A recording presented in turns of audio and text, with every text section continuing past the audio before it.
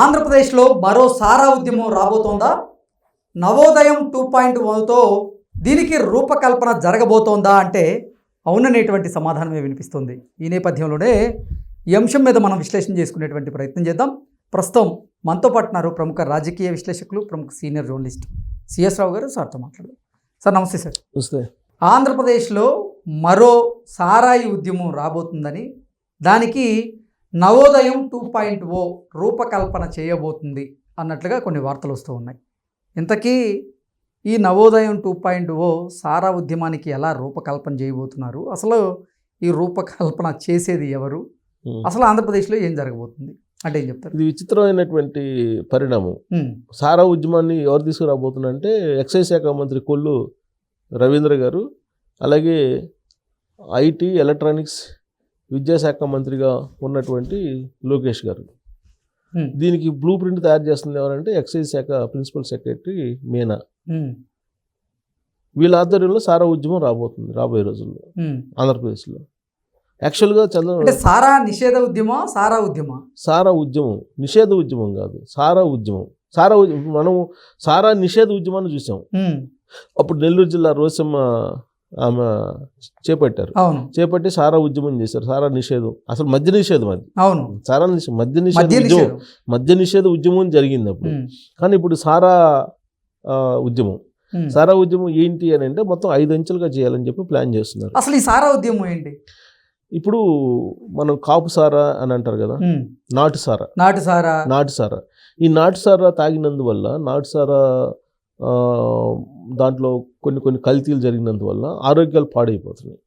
ఈ నాటు సారా అనేది పెద్ద ఎత్తున తయారవుతుంది, వాళ్ళకి కూడా తయారవుతుంది. అది ఎక్సైజ్ వాళ్ళు ఎన్ని దాడులు చేసినా ఎక్సైజ్ వాళ్ళు అది జరుగుతూనే ఉంది. దాని కారణంగా ఏమవుతుంది, తాగినటువంటి వాళ్ళ ప్రాణాలు పోతూ ఉన్నాయి. అందుకని చెప్పి ఈ సారా అనేది నాటు సారా అనేదాన్ని మనం అరికట్టాలి. లేకుండా నాటు సారా తయారీదారులని వాళ్ళని అవేర్నెస్ కల్పించాలి అనేటువంటి దాని మీద వీళ్ళు ఒక డ్రైవ్ 5 అంచెల్లో చేయబోతున్నారు. మొదటి అంచె ఏంటంటే నాటు సారా తయారీలో ప్రధానంగా వాడేటువంటి ఇంగ్రీడియంట్ పదార్థం ఏంటంటే బెల్లం. సో ఈ బెల్లాన్ని సరఫరా చేసే వాళ్ళని కట్టడి చేయాలి ఫస్ట్ అనేది ఒక టార్గెట్ పెట్టుకున్నారు. బెల్లం సరఫరా చేయకపోతే కనుక నాటు సారా రాదు కదా. సో బెల్లాన్ని ఎవరైతే సరఫరా చేస్తున్నారో వాళ్ళని ఐడెంటిఫై చేసి అది ఆ సరఫరాని ఆపేటువంటి ప్రయత్నం చేయాలి అనేది ఫస్ట్ ఫేజ్. సెకండ్ ఫేజ్ ఏంటి, ఎవరైతే నాటు సారా తయారుదారులు ఉన్నారో, తయారు చేస్తున్నారో వాళ్ళని ఐడెంటిఫై చేయటం. వాళ్ళని ఐడెంటిఫై చేసి ఎక్సైజ్ వాళ్ళు కౌన్సిలింగ్ ఇవ్వటం. వాళ్ళకి కౌన్సిలింగ్ ఇవ్వటం ద్వారా ఆ నాటు సారా అనేది మీరు తయారు చేయకూడదు, నాటు సారా తయారు చేసినందువల్ల ప్రజల ప్రాణాలు పోతాయి, కాబట్టి నాటు సారా తయారు చేయటం మంచిది కాదు అనేటువంటి యాంగిల్లో వాళ్ళకి అవేర్నెస్ కల్పించడం, తయారు చేసేటువంటి వాళ్ళని ఐడెంటిఫై చేసి అవేర్నెస్ కల్పించడం. మూడేంటి, వీళ్ళకి ఎవరైతే ఉన్నారో వాళ్ళు తయారు చేయొద్దు, మీరు మంచిది కాదు అని అంటే వినరు కదా, వాళ్ళు ఉపాధి పొందుతుందే దాని మీద. కాబట్టి వీళ్ళకి ఉపాధి కల్పించాలి. ఉపాధి కల్పించేటువంటి మార్గాలు చేయబోతున్నారు. ఉపాధి కల్పించే మార్గాలు చేయడం ద్వారా దీన్ని నాటు సారాన్ని అరికట్టాలనేది 3. 4 ఏంటి, ఎక్సైజ్ శాఖ ఆల్రెడీ ఇప్పుడు వాళ్ళు దాడులు నిర్వహిస్తున్నారు. ఇదంతా అయిపోయిన తర్వాత అప్పటికీ కూడా ఉపాధి అవకాశాలు కల్పించినప్పటికీ కూడా నాటు సారా తయారు చేసే వాళ్ళు ఎవరైతే ఉన్నారో వాళ్ళని పట్టుకొని క్రిమినల్ కేసులు పెట్టేసి జైల్లో పెట్టించడం అనేది 4వది. 5వది ఏంటి, కంప్లీట్గా నాటు సారాన్ని నిషేధించాలి. అసలు ఈ మొత్తం ఎక్కడ ఉండకూడదు.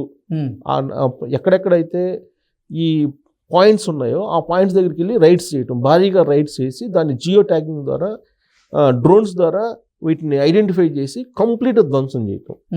ఇవి 5 మార్గాలు. ఈ 5 మార్గాల ద్వారా నవోదయం 2.0 పేరుతోటి సారా ఉద్యమాన్ని చేయాలనేటువంటి ఒక నిర్ణయం తీసుకున్నారు. ఏజెన్సీ ప్రాంతాల్లో ఈ సారా కాసే విధానం అనేది చాలా ఎక్కువగా ఉంది.